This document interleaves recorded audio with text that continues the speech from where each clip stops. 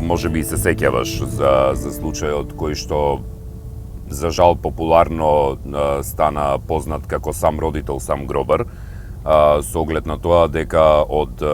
работа гастарбајтерска во Германија, користејќи услуги, сега тоа е приказната која што кружеше во тој период, за генезата не би зборувал повеќе колку за последиците, значи се здобива со ХИВ позитивен статус, кој што е само преносител, и потоа го пренесува на својата сопруга, а следствено и потоа со раѓањето на двете деца нивни, двете деца нивни исто така се раѓаат со ХИВ позитивен статус. До толку зборуваме за овој период, ова е некаде доцните 90-ти, некаде пред крајот на претходниот милениум,